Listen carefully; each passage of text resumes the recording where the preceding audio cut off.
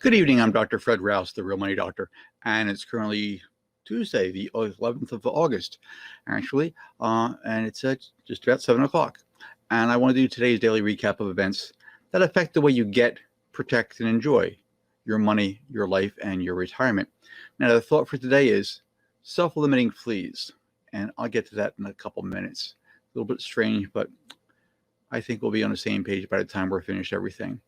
For now, as we start, since mid-March when I started doing these things, we touch base on the current COVID situation because, again, the COVID situation is the single biggest thing that's affecting this nation and most of the world at this point in time, even though most of the rest of the world has got this semi under control and the U.S. is still totally out of control. Right now, there's over 5,130,000 cases of COVID diagnosed in the U.S. That's 59,000 more than yesterday. Okay. The number of cases still that have recovered, basically 30% of the cases, and they've had a 3% death rate. If you've been diagnosed, you get about a 3% chance of actually dying. The deaths right now total are 164,593. 164,593 people have died since the beginning of this year just from COVID. Okay, that's up another 1,300 since yesterday. It's a big number. Big number. Now, California has been the number one highest ranking state for number of cases for about 3 weeks right now, moving on close to 4 probably. And right now they're at 574,947 cases. Okay, yeah, their numbers are up. 13,500 new cases since yesterday. Their deaths right now are 10,485. Another 103 people have died in California since yesterday. Florida's at the number 2 spot. They're not having a good time down there by a lot. Okay, their governor just keeps denying things, and it's not a happy situation down there. Texas is at the number 3 spot. Number 4 is in New York, but again, New York has got this under control. New York is number 4 because they've got the highest number of cases, but most of those cases have already occurred. They're not ranking up a lot of new cases. They're not ranking up a lot of new deaths because, again, they got hit hard early on. Okay, and right now they've got this under control. Georgia's at number 5. They're having problems. Okay, their governor's another one off the wall, and as they're pushing to reopen schools with in-person classes, things are going to happen.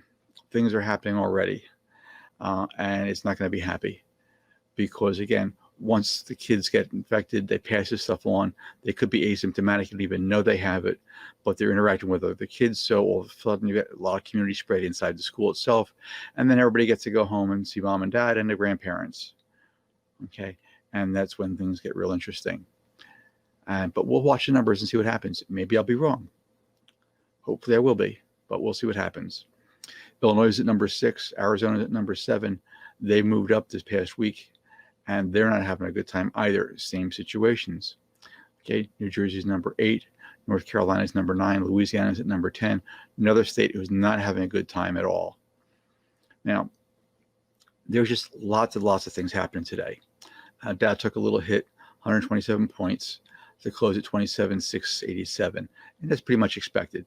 The markets are just going to be bouncing back and forth in a range, and that's going to happen until there's some clear direction as to what's happening with the COVID situation because it's not under control just yet.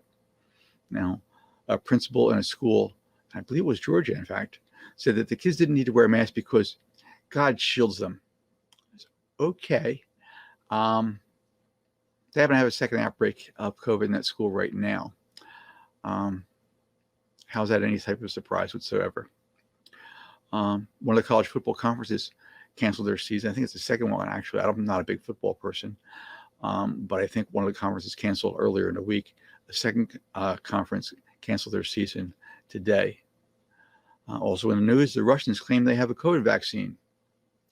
What a surprise. They also claim that they had nothing to do with influencing the elections in the United States. So much for that. And late breaking this afternoon, Joe Biden announced that he selected Kamala Harris as his VP pick. And the airwaves are just bouncing around with that one. That's got a lot of people excited at this point in time. and we'll see what happens with that. Right now, this pandemic started here in the U.S. early in January. It was denied, that it even existed until early to mid-March.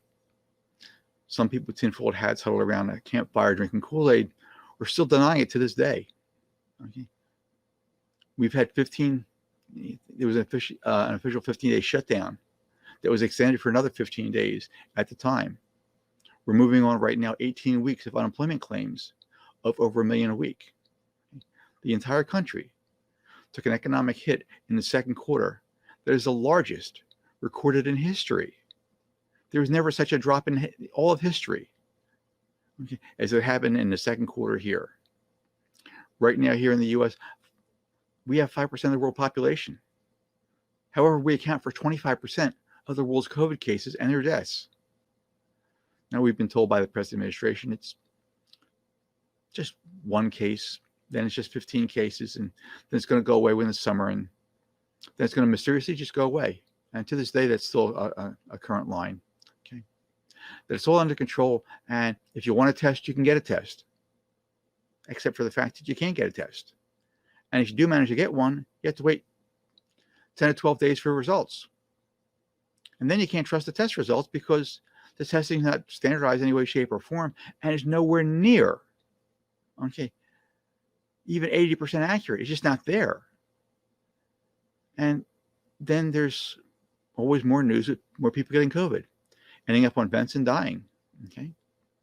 You may actually know one or more of the people in those situations. Many stores and restaurants have been closed for a while now. All in all, you're not just having a good time right now. For this entire year so far, you're just not having a good time. And neither your family, your work situation, your community, they're all frustrated. They keep telling you there's a light at the end of the tunnel. But you're constantly worried it's a train. And yes, an exhausted, exasperated nation is suffering from the effects of a pandemic that has really upended the society on a scale and duration without parallel in living memory. Millions of Americans are really wrestling with difficult questions of how to juggle school, pay the bills, look after their mental and physical health. Parents lie awake, their minds racing on thoughts of how to balance work in the newfound role as homeschoolers. They weren't ready for that one. Frontline healthcare workers are bone tired. Their nerves are frayed. Endless shifts, constant encounters with the virus and the victims. They're seeing a number of people die they're not used to. It wasn't intended.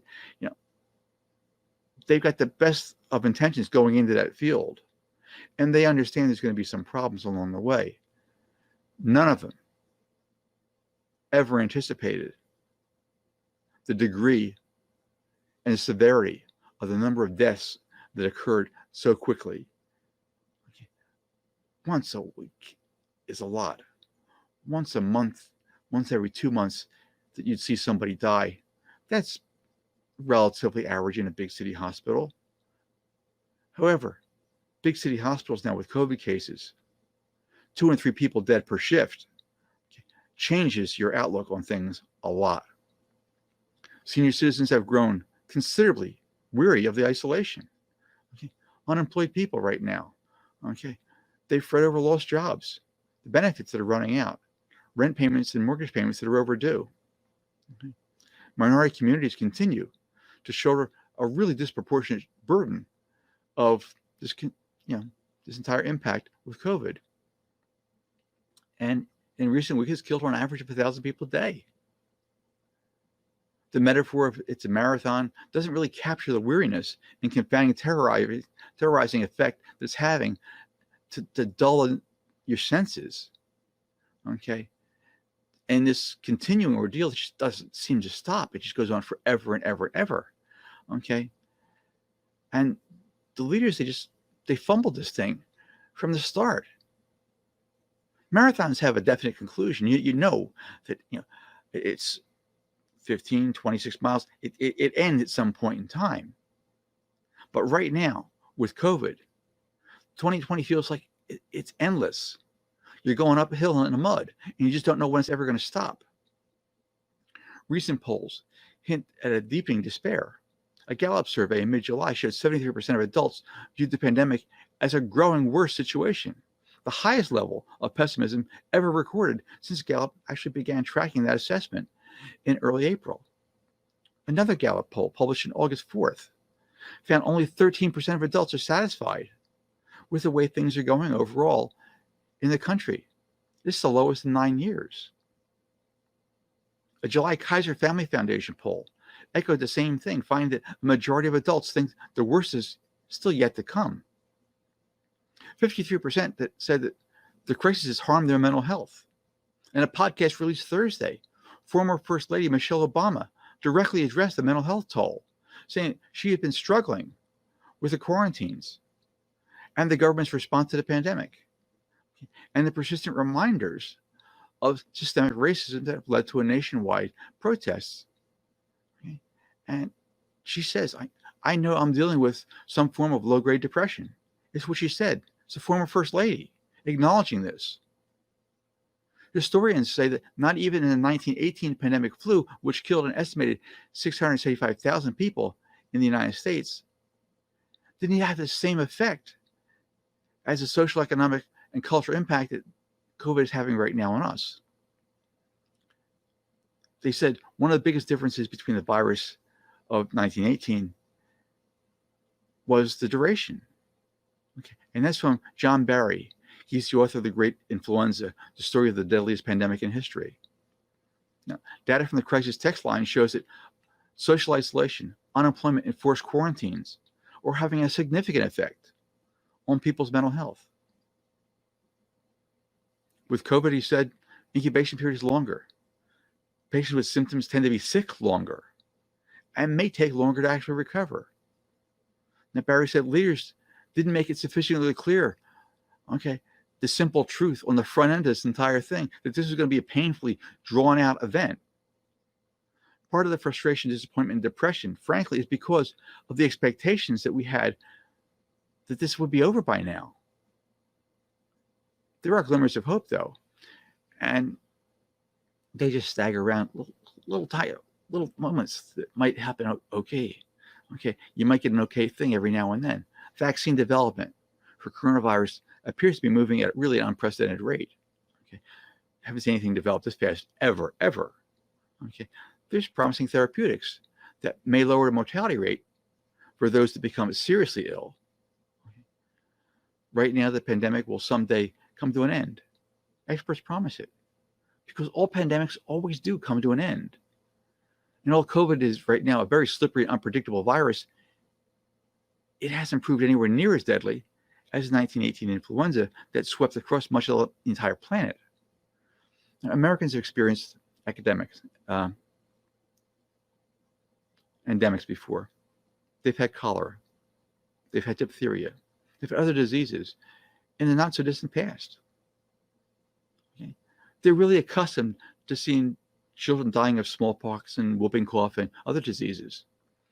However, unlike today, most Americans had little confidence that a magic bullet would just come up and end the suffering and the exasperation. Another expectation of our era is the expectation that science will come up with a quick fix. None of us have the patience for this lengthy process. We live in an instant society right now. And for this long drawn out thing that we have no control over, no one seems to have any control over, it's having a seriously depressing effect on just about everybody. Now, history does offer some reason for optimism. When the pandemic in 1918 to 1919 was over, people rebounded really, really quickly. They went out and they started dancing to Charleston, buying raccoon coats and buying stocks and bonds, is what Barry said. It went from 0 to 60 in no time flat. This crisis, too, will pass. There is no question that the epidemic fatigue, and the pandemic fatigue is real. We're experiencing it. But throughout human history, there have been other terrible pandemics and contagious threats. Every civilization, every nation has really come through to the other side of it. And we will too. And that really brings me to the thought for today. Self-limiting fleas. And you're like, what the hell is he talking about? Okay, this is really a serious issue. And I'm going to let you know why. Okay, that's why I brought in Fleas to open up your mind to an easier, more abundant, and faster retirement situation. Because we all need the repetition of new perspectives, okay, to break old patterns that choke our abilities to see past what we think we know. So here's a simple fact to help you avoid the asphyxiated thinking that is strangling your retirement opportunities right now, especially in the midst of COVID. You see, the days of leading up to your retirement lifestyle that you once dreamed of, okay, they're not over. Okay, there's still an opportunity to reclaim your life and your financial future. There's not that much competition out there, not for you. And there's buku money out there, even if you're 50 plus. And it's yours for the taking once you actually know how. You already know you have a short window of time to change things. But if you don't believe these statements, then the problem is not out there in the material world or in cyberspace. It's really just between your ears. I know because I had it drummed into my head by Jack Canfield, okay, the guy who wrote Chicken Soup for the Soul, okay, for years before we were writing our best-selling book together, The Soul of Success.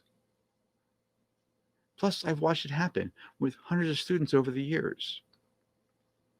When I get to see them in reality, not through the lens of their limited perspective, everything can change.